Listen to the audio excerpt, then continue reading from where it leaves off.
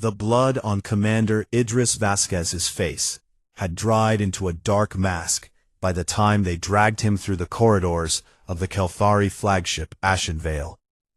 He could barely see through his swollen left eye, but he could hear everything: the clank of alien boots on metal floors, the hiss of sealed doors opening and closing, and somewhere far below, the hum of engines powerful enough to crack a planet in half.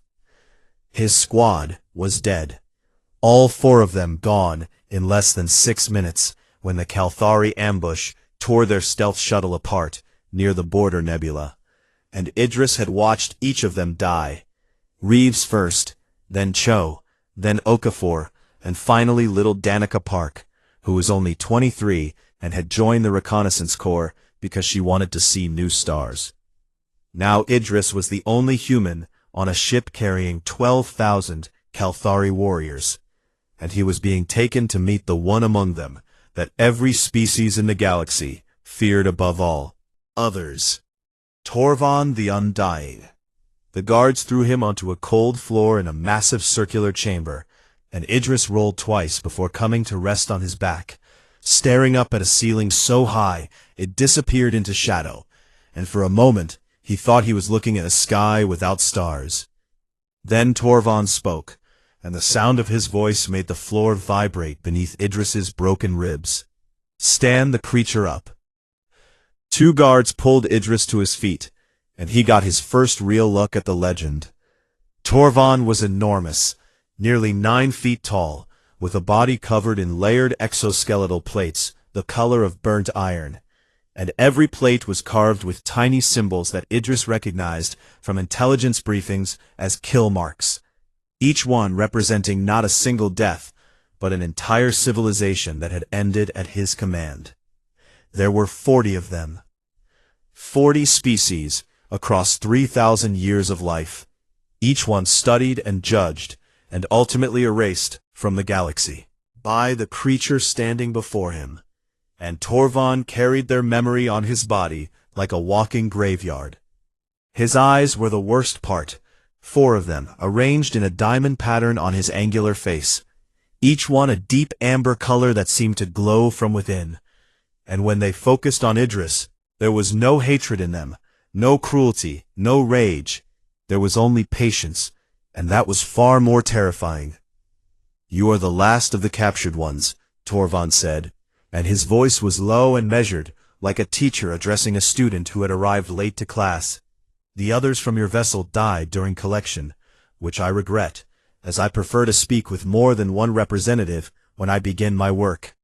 Idris spat blood onto the polished floor, and said nothing. Torvon stepped closer, and the weight of his presence was like standing at the base of a mountain that could think and judge and decide whether to fall on you. "I have been given a task by the Galactic Concord," Torvon continued.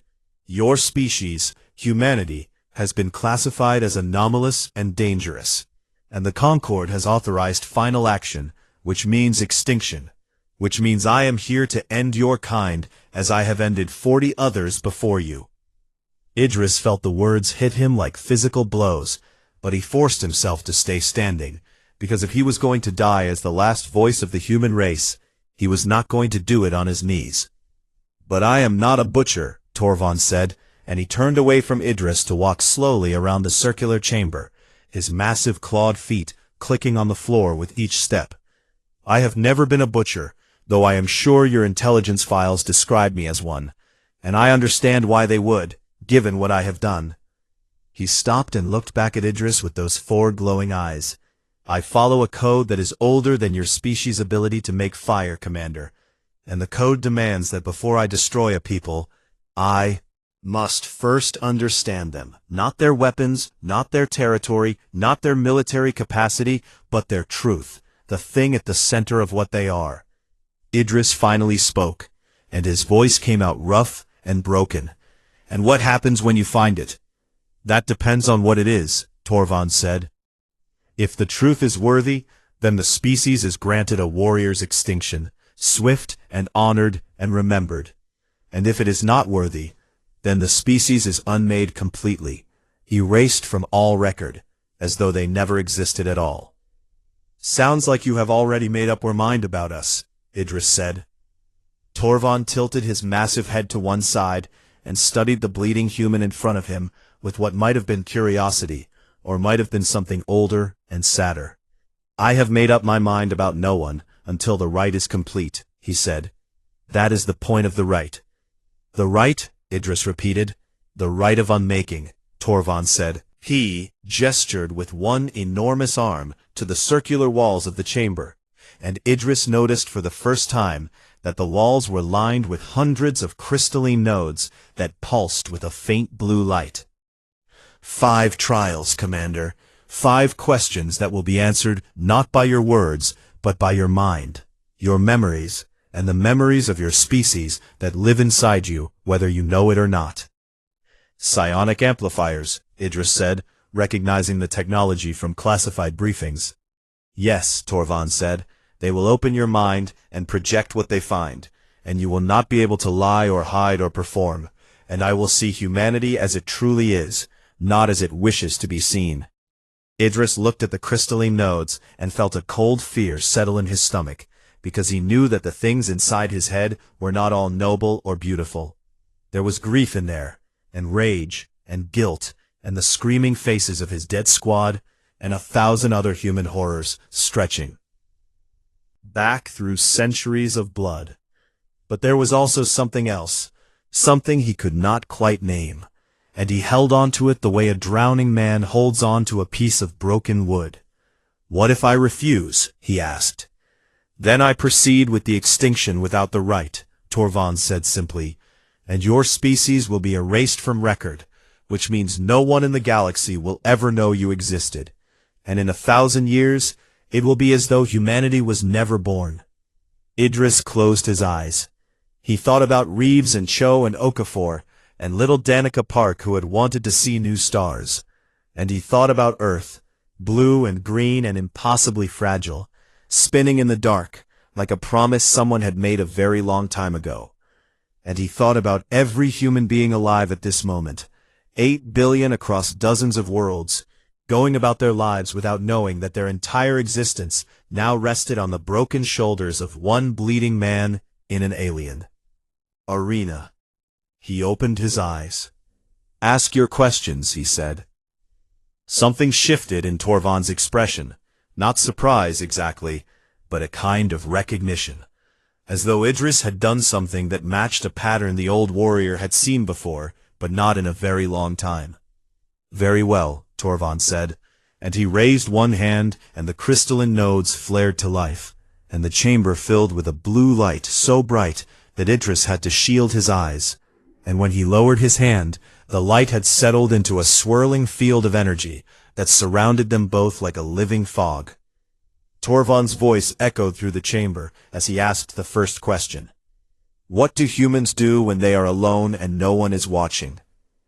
The psionic field reached into Idris's mind, and the arena began to change, and Idris felt his memories rising like water from a deep well, and he could not stop them, and he did not try. The rite of unmaking had begun. The blue light swallowed the chamber whole, and Idris felt as though he had fallen through the floor of the world, into a place where time and memory were the same thing. He could not control what the psionic amplifiers pulled from him. They reached past his conscious thoughts, past his training, past every wall he had ever built inside himself, and they found the things that lived in the deep water of his mind. The memories that were not just his, but somehow belonged to all of humanity, carried forward in culture and instinct and the strange weight of being human. The first vision filled the arena like a living painting. A woman floated in the cockpit of a ruined shuttle on the dark side of a moon that had no name on any chart. And Idris did not know her, but he knew her story because every human pilot learned it during training. Her name was Captain Daisy Obi, and her oxygen supply had failed 11 hours ago, and she had sealed the leak with her own emergency suit patch, which meant she could breathe, but her suit could no longer protect her from the cold, so she was dying slowly in a freezing cockpit, with no hope of rescue and no way to send a signal.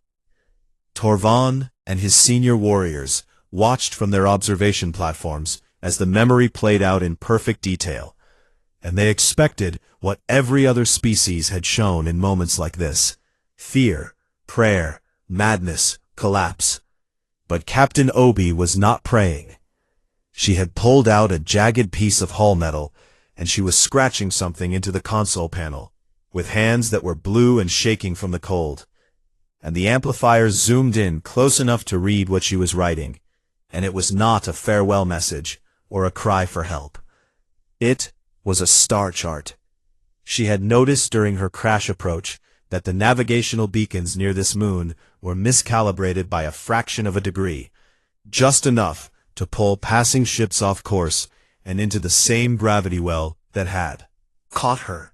And she was using her last hours of life to correct the error, so that whoever found her body would also find the fix, and no one else would die the way she was dying. She finished the chart and leaned back in her seat, and her last words were recorded by the shuttle's black box, and the amplifiers played them clearly for every Kael'thari in the chamber. That should do it. Someone check my math, though, because I was never great at math. And then she laughed, alone and freezing and dying. She laughed at her own joke, and the sound of it echoed through the arena. Torvan said nothing, but Idris saw his 4 amber eyes narrow in a way that he could not read. The vision shifted. Now the arena showed a city in ruins, an old Earth city from centuries ago, during one of the wars that humans still carried in their collective shame. And in the rubble of a collapsed building, a young soldier sat with his back against a broken wall, bleeding from a wound. His side, that he had packed with torn cloth because there was no medic and no help coming. He had 1 ration pack left, the last food he would ever have, and crouching in front of him was a skinny dog with matted fur and ribs showing through its skin. The soldier opened the ration pack, and the dog watched him with dark, desperate eyes, and the soldier looked at the food and looked at the dog and broke the ration in half and held 1 piece out. The dog ate from his hand and then licked his fingers, and the soldier scratched behind its ears and smiled, really smiled, and said something in a language the Kael'thari could not understand. But the amplifiers translated it as, "At least one of us is having a good day." The Kael'thari Lieutenant Salith leaned forward on her observation platform, and her mandibles clicked in what Idris had learned to recognize as contempt. "Sentiment," she said, "a waste of resources on a dying animal, while the subject himself was dying. This is weakness dressed as virtue." But Torvan raised 1 massive hand, and Salith went silent, because when the Undying raised his hand, it meant that the next person to speak would regret it. The visions kept coming. A small girl in a colony orphanage on a station orbiting Jupiter. She was maybe 7 years old, with tangled hair and eyes that had seen too much for someone so young, and she had no parents and no family and no one who came to visit her, and the other children left her alone because she was quiet and strange. But in a corner of the orphanage yard, she had built something. She had collected empty nutrient paste containers, the cheap ones that the station gave to children nobody wanted, and she had filled them with recycled soil from the station's waste processors, and she had planted seeds in them, seeds that she had found or traded for or stolen from the station's agricultural bay. And she talked to the plants, not in a sad way, not in a desperate way, but in a way that was gentle and matter-of-fact, because there was no one else to talk to.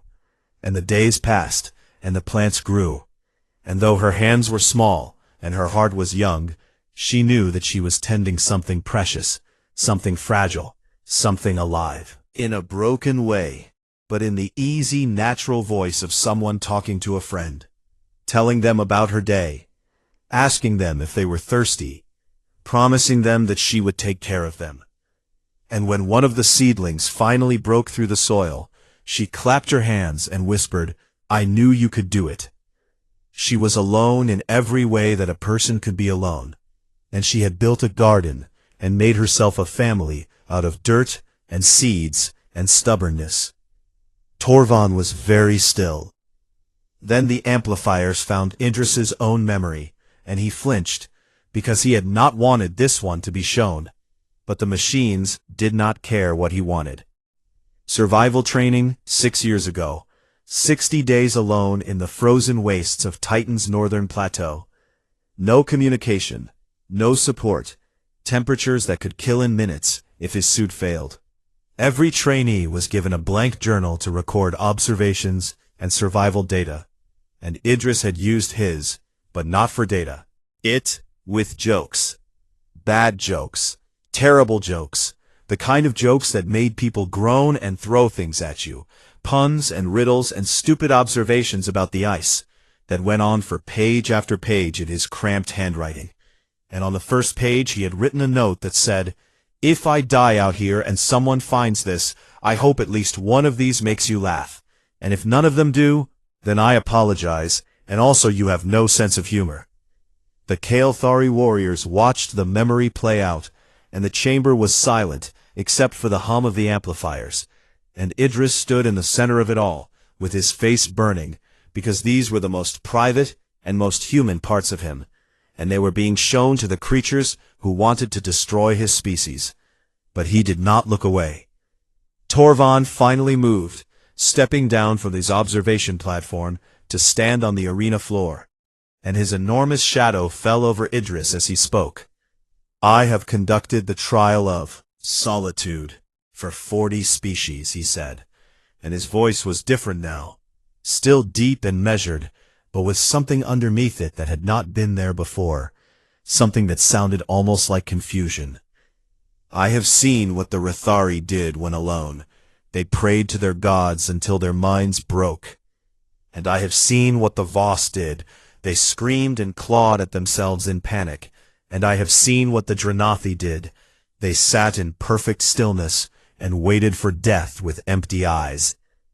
He looked at the fading images in the arena, the captain writing her star chart, the soldier sharing his food, the girl talking to her plants, Idris writing bad jokes on a frozen moon. "Your kind creates," Torvon said, and the words came slowly, as though he was testing each one before he let it leave his mouth. "When alone, when dying, when abandoned, when there is no audience and no reward and no reason to do anything at all, your kind creates meaning out of nothing, and I do not understand why." Salith spoke again from her platform, her voice sharp with dismissal. "It is a coping mechanism, Commander. A psychological trick that a young species uses to manage fear. Nothing more. And it has no bearing on their worthiness." Torvon turned his head and fixed Salith with all 4 eyes, and she pressed herself back into her seat. "I have killed 40 peoples, Lieutenant," he said quietly, "and not one of them made jokes while freezing to death on a moon. And not one of them fed a dying animal with their last food.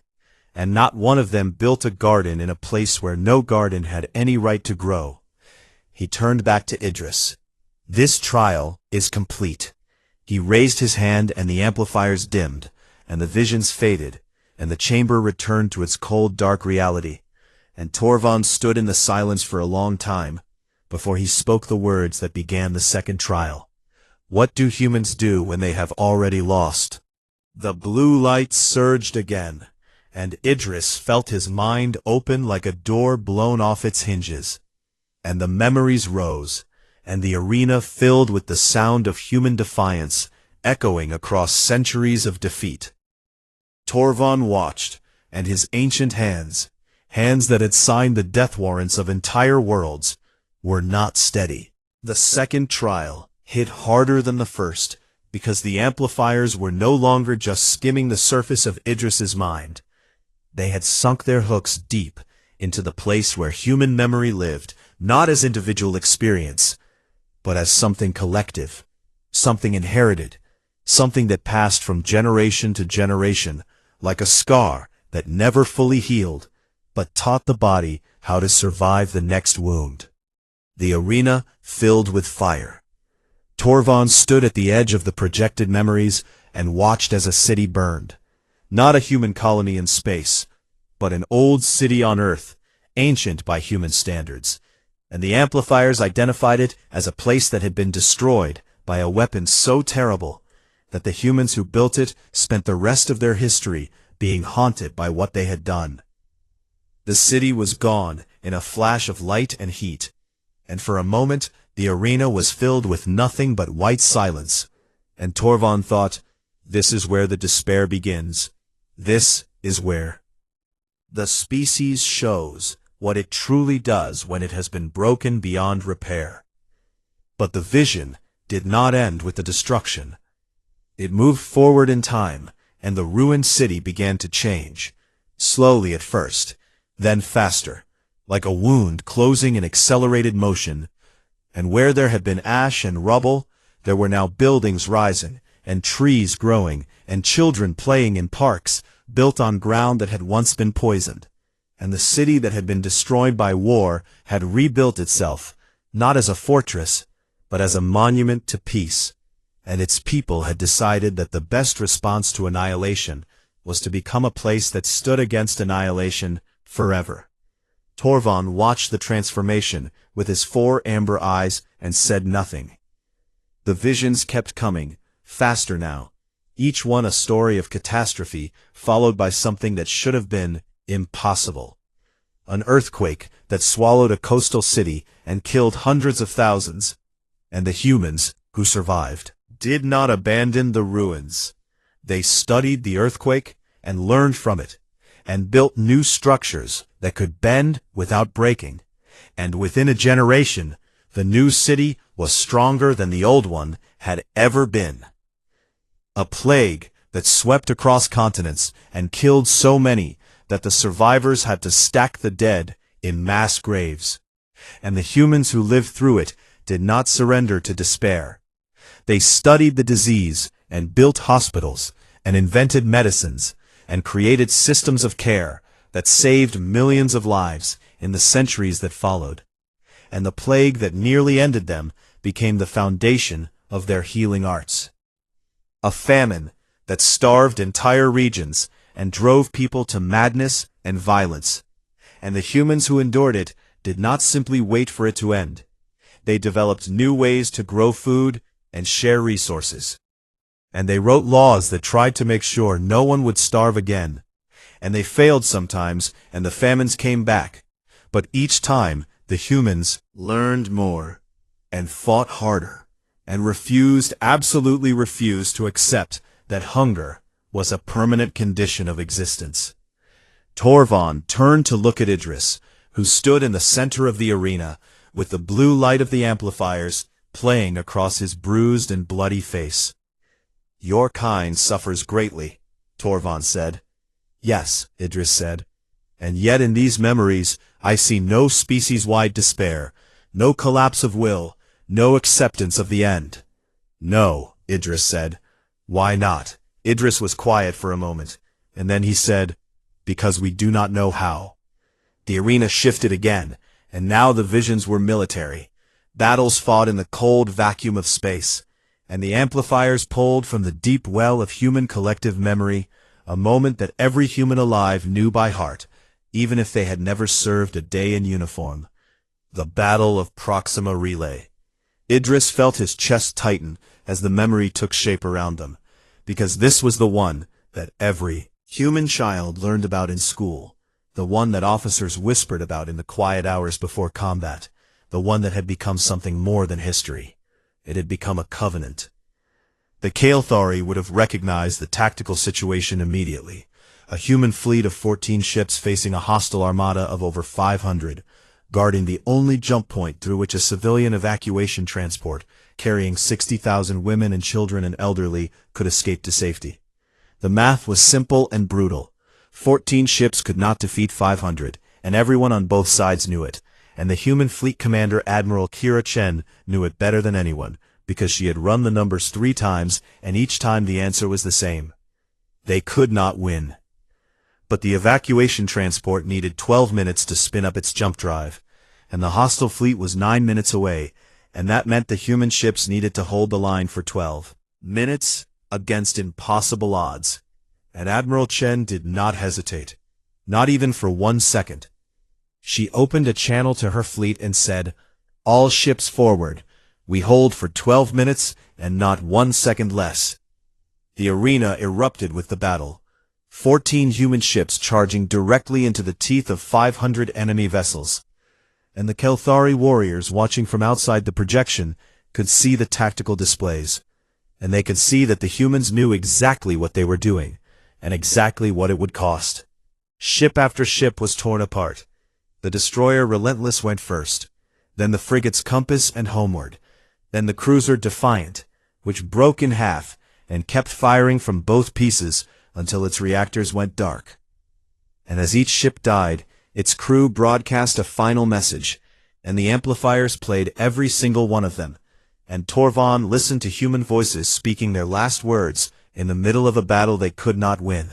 Them said goodbye. Not one of them said, "I am afraid." Not one of them said, "This is the end." Every single final message said the same thing in different words, but with the same meaning. Tell them we held. 12 minutes and 14 ships and 60,000 civilians made it through the jump point alive. And the last human vessel to fall was Admiral Chen's flagship, the Unbroken, which held its position for 47 seconds past the 12-minute mark, because Chen had decided that 12 minutes was a minimum and not a limit.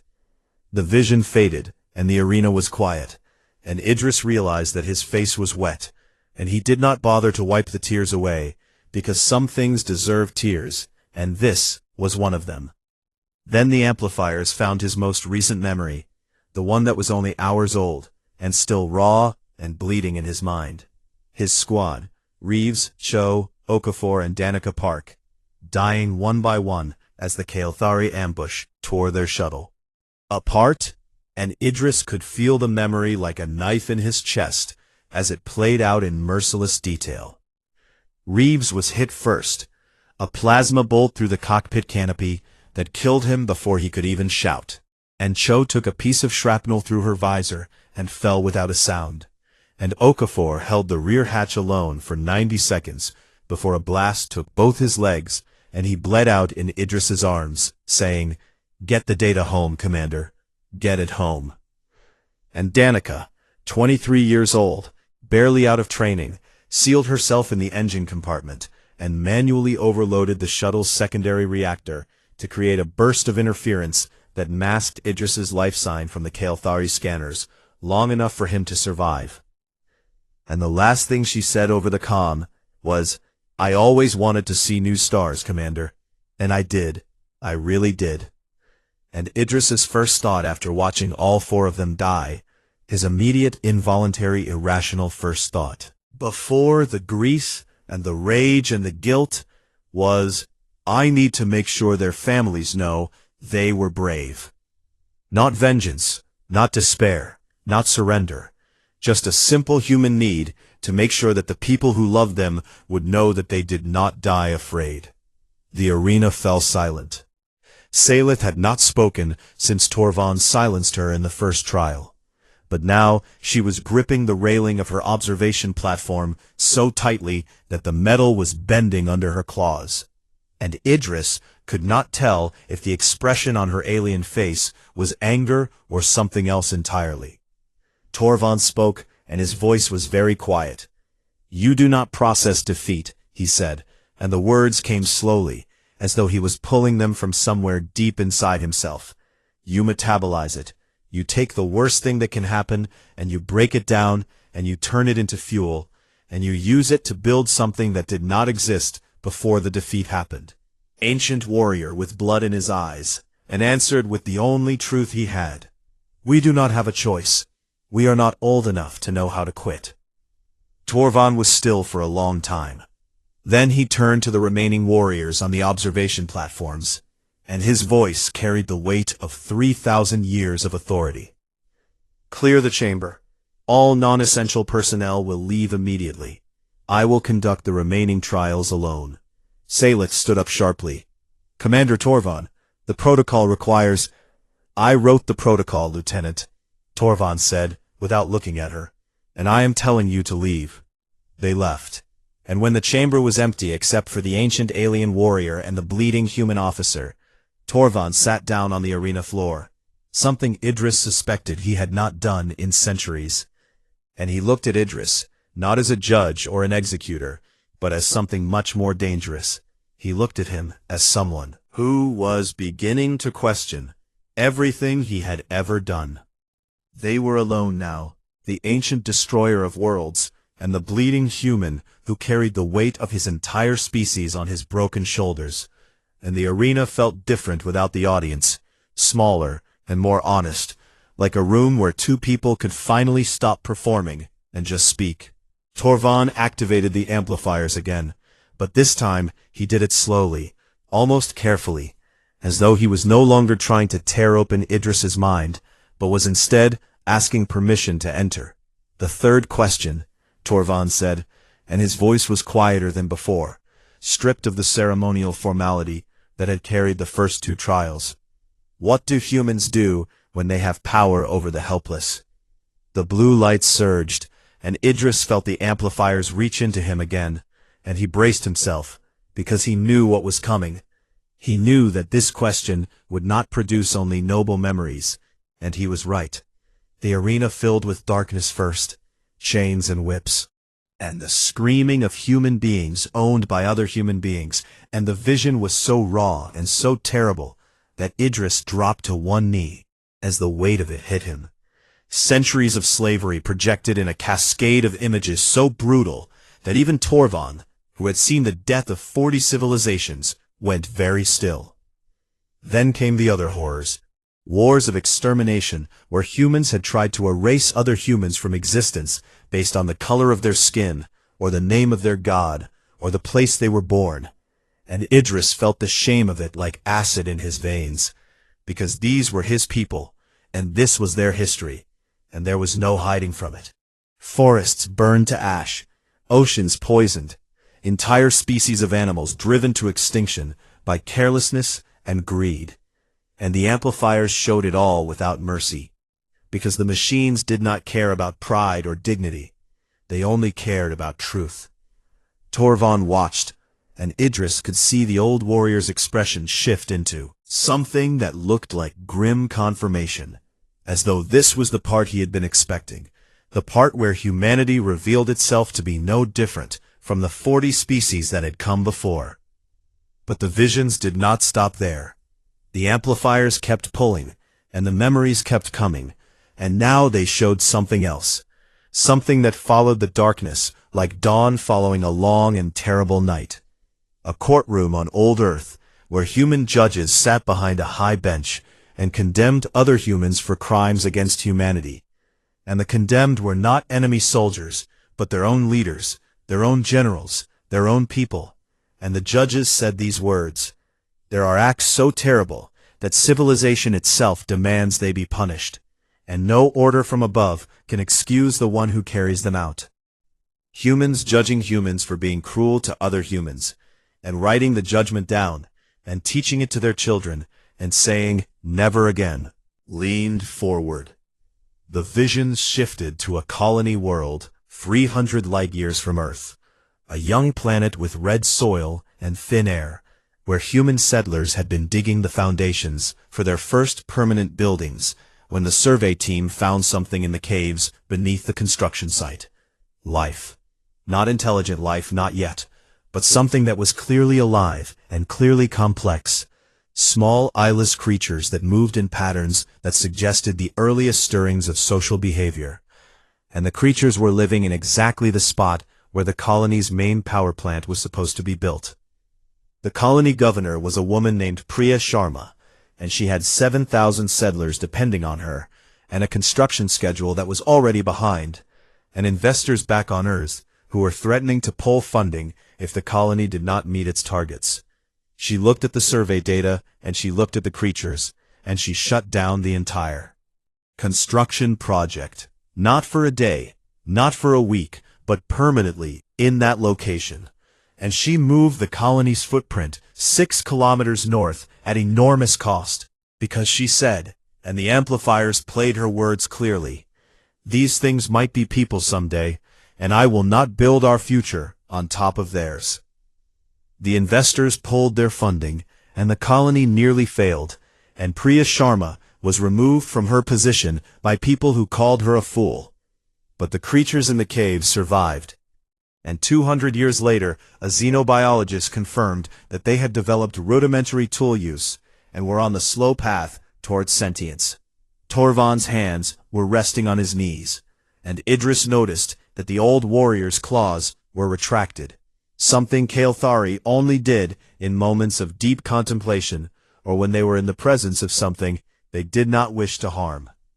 The arena filled with more visions, human soldiers who had captured enemy combatants, given them medical treatment before treating their own wounded, because the rules said prisoners of care came first, and human aid workers who had walked into plague zones knowing they would probably die because someone in those zones needed help, and human families who had adopted the orphan children of enemy species after wars that had killed millions, not as trophies or servants, but as sons and daughters who were loved and raised and given every chance to succeed. And then the amplifiers showed something that made Torvan rise to his feet. A wall of text projected across the entire arena floor in glowing letters. And it was the collected laws that humans had written to restrain themselves, starting with ancient codes carved in stone, and moving forward through centuries of revision and expansion, each generation adding new protections and new limits, and new declarations that certain things were wrong no matter who did them or why. The Geneva Conventions, Universal Declaration of Human Rights, the Sentient Species Accords, page after page of rules that humans had created not to control their enemies, but to control themselves, because they knew, they had always known, what they were capable of. Torvan read the projected text in silence, and Idris watched him, and waited for the judgment he was sure was coming, the dismissal, the observation that laws meant nothing when humans had broken every one of them at some point in their history. But Torvan did not dismiss it. "You showed me your cruelty first," he said, and it was not a question. "The machines showed what they found," Idris said. "No," Torvan said. "The machines show what lives closest to the surface of the mind, and your cruelty lives close to the surface because you carry it there on purpose." Idris was quiet for a moment, and then he said, "We teach our children about the worst things we have done. We make them learn it. We make them sit with it. We make them feel the shame of it, because if they do not carry the weight of what we were, then they will not understand why the rules exist." "You do not trust yourselves with power," Torvan said. "No," Idris said, "we never have, and we hope we never will, because the day we trust ourselves with power is the day we stop building the walls that keep us from becoming monsters." Torvan turned away from Idris and walked to the edge of the arena, and stood there for a long time, with his back to the human. And when he finally spoke, his voice was strange, thin, and careful, as though the words might break if he said them too loudly. "The fourth question: what do humans do when they face something greater than themselves?" The amplifiers fired once more, and the arena exploded with light. Not the harsh blue of the previous trials, but something warmer, something that came from a deeper place in the human mind. A child lying in grass on a summer night, staring up at the stars with an expression of pure wonder, and the child's mother beside her, pointing at the constellations and naming them one by one, and the child asking, "Can we go there?" and the mother saying, "Someday." Human scientists receiving the first confirmed signal of Kael'thari ships entering known space, and the room was not filled with terror or panic, but with people grabbing each other's arms, and shouting, and crying, and laughing, because they were not alone. The universe was not empty, and the first question anyone asked was not, "Are they dangerous?" but, "What can we learn from them?" A human deep space telescope operator sitting alone in a station at the edge of the solar system, receiving data about the size of the observable universe. And the numbers were so large, and the distances so vast, that they made human existence seem like a candle flame in an infinite dark room. And the operator stared at the data for a very long time, and then wrote in her log, "The universe is under no obligation to make sense to us. We love it anyway." Torvald stood motionless as the visions faded and the arena returned to darkness. And for a long time the only sound was the hum of the amplifiers powering down. Then he did something Idris did not expect. He reached up and deactivated the psionic amplifiers manually, not with a command, but with his own hands, physically disconnecting the crystalline nodes from the power grid one by one, as though he did not trust the machines anymore and needed to use his own body to make them stop. "I will not ask the fifth question tonight," Torvald said, and he did not look at Idris when he said it. "I need to think." He summoned the guards and ordered them to take Idris to a holding cell, not the brig, but a proper room with a bed and medical supplies and food. And Idris was too exhausted and too broken to do anything but comply.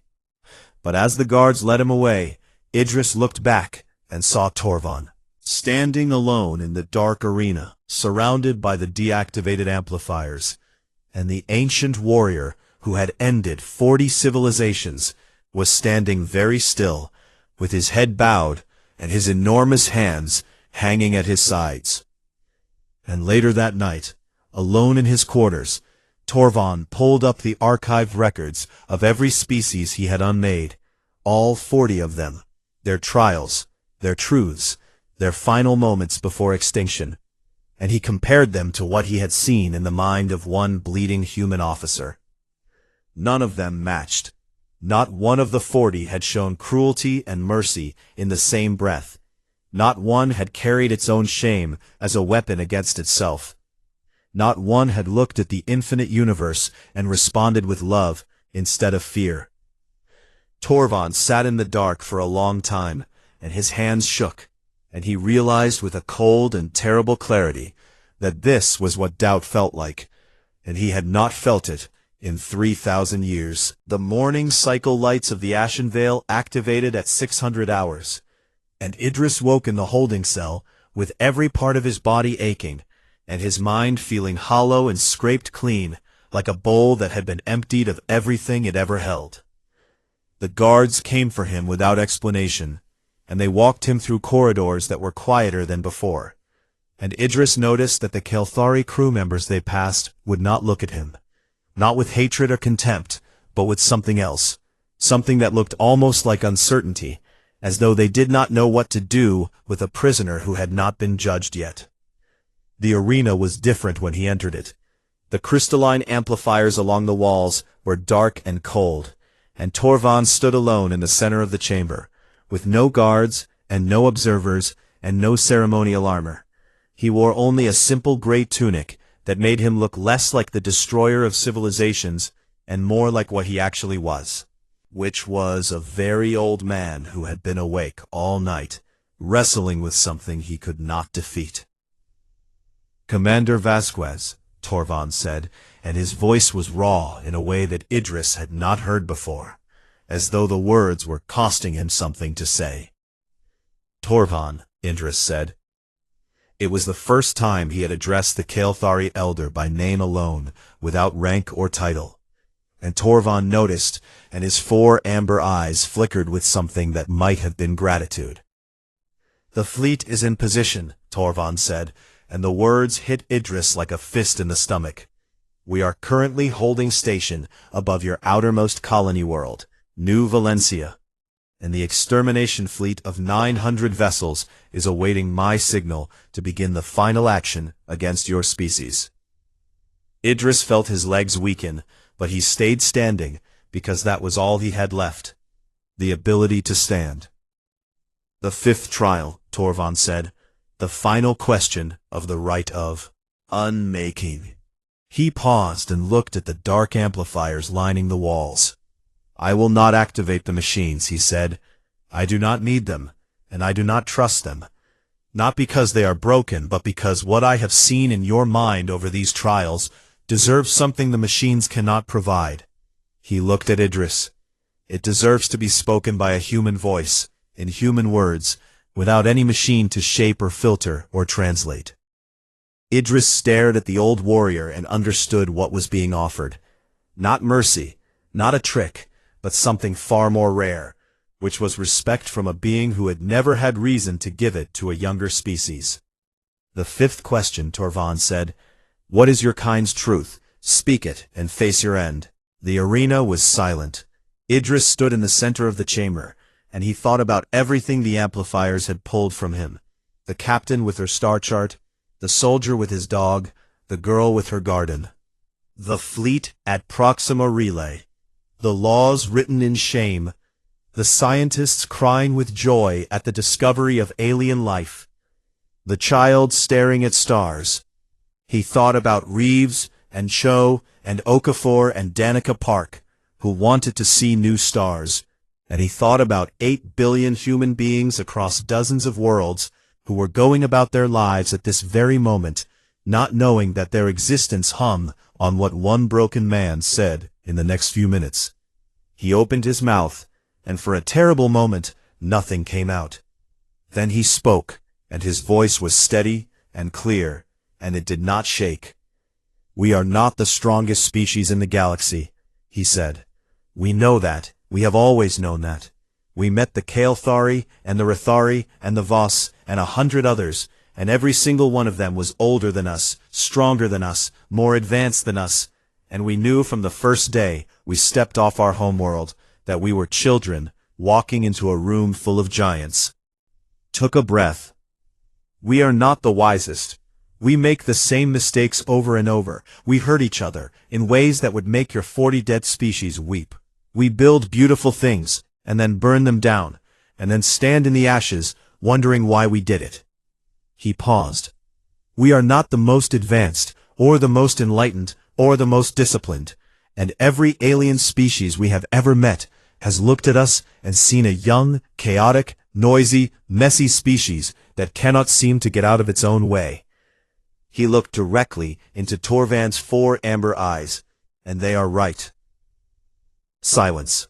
But here's what none of them see, Idris said, and now his voice dropped lower, not quieter, but deeper, as though the words were coming from a place inside him that was older than his own life. Here is the thing that lives at the center of every human being who has ever drawn breath. We are afraid. The word hung in the air between them. We have always been afraid. Afraid of the dark, afraid of each other, afraid of the things that move in the night, and the silence between the stars, and the vast empty spaces that remind us how small we are. We are afraid of dying without meaning, and living without purpose, and being forgotten after we are gone. Every good thing we have ever built, Idris said. Every hospital and school and law and poem, and garden planted by a lonely child in an orphanage.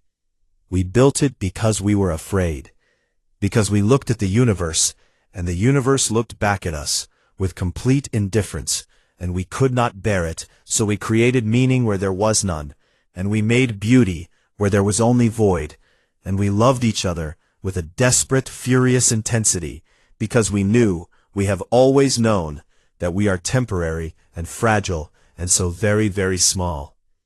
His voice cracked, but he did not stop. Our courage is not the absence of fear, Torvald. It is the refusal to let fear be the last word. It is the decision to be kind when being cruel would be easier. It is the choice to share food with a dying dog and write jokes in a frozen wasteland, and hold the line for 12 more minutes when you know you are going to die. That is our truth, Idris said. We are afraid, and we choose to love anyway. He was breathing hard now, and his eyes were bright with tears he would not shed. You have destroyed 40 species, he said. How many of them were afraid and chose to be kind anyway? The arena was completely silent. Torvald stood before the broken human, and for a long time he did not move and did not speak, and the only sound in the chamber was the distant hum of the flagship's engines, carrying 900 warships toward the extermination of 8 billion lives. Then Torvald the Undying, the elder warrior who had ended 40 civilizations across 3,000 years of conquest, the most feared being in the known galaxy, did something that had never been done in the recorded history of the Kael'thari Dominion. He knelt, not in submission and not in defeat, but in recognition, one knee on the cold arena floor, his massive head bowed, his four amber eyes closed, and the posture was one that Idris did not recognize, but that any Kael'thari would have known immediately as the gesture of witness, the sacred acknowledgement that one has seen something true and been changed by the seeing of it. Torvald opened his eyes and looked up at Idris, looked up at a human for the first time in his 3,000 years of life. And his voice, when he spoke, was thick with something that sounded like 3 millennia of exhaustion, finally finding a place to rest. He opened a channel to the extermination fleet and spoke one sentence. The rite is concluded. The species is worthy. We will not strike. The channel exploded with voices. Salith and the War Council and a dozen fleet commanders shouting in protest. And outrage and disbelief, and Torvald let them shout for exactly 5 seconds before he closed the channel with a single word in a command tone so old and so absolute that it silenced 900 warships in an instant. Then he stood and walked to the center of the arena and drew his blade, the ancient weapon that had been in his family for longer than humanity had existed, the blade that had symbolically ended 40 species, the most feared weapon in the galaxy. And he drove it point first into the arena floor, where it stood upright and humming with a faint resonance like a tuning fork struck once and left to sing. I have killed 40 peoples, Torvald said, and his voice filled the empty arena. I told myself that I was seeking truth, that the rite was a sacred duty, that understanding a species before ending it was an act of honor. He looked at the blade embedded in the floor. I see now what I was actually doing. I was looking for a species brave enough to make me stop, and I have been looking for 3,000 years, and you are the first, and you did it not with strength or cunning or fury, but with a truth so simple that a child could speak it. He turned to Idris, and the ancient warrior's eyes held something that Idris had seen before, but never expected to see on an alien face. It was peace. Go home, Commander Vasquez, Torvald said. Go home and tell your kind that their truth has been heard by the one who was sent to destroy them. And tell them this: you are afraid, and you choose to love anyway. And in 3,000 years of searching, I have found nothing in this galaxy that is stronger than that. Idris stood in the center of the arena, with tears running freely down his face, and he did not salute, and he did not bow, and he did not say thank you, because none of those things were big enough for what had just happened. Instead, he said the most human thing he could think of. What will you do now? Torvald looked at him, and for the first time in the entire rite, the old warrior smiled. A strange expression on a Kael'thari face, all sharp angles and exposed teeth, but unmistakably and undeniably a smile. I do not know, he said. I have never not known what to do next, and I find that it feels remarkably like freedom. Idris was returned to human space 3 days later in a Kael'thari diplomatic shuttle, the first of its kind ever sent to a younger species. And the message he carried changed the course of galactic history. The Kael'thari Dominion did not attack. A fragile and unprecedented dialogue began between humanity and the oldest military power in the galaxy. And for the first time in 3,000 years, the Dominion treated a younger species not as prey or subject, but as equals.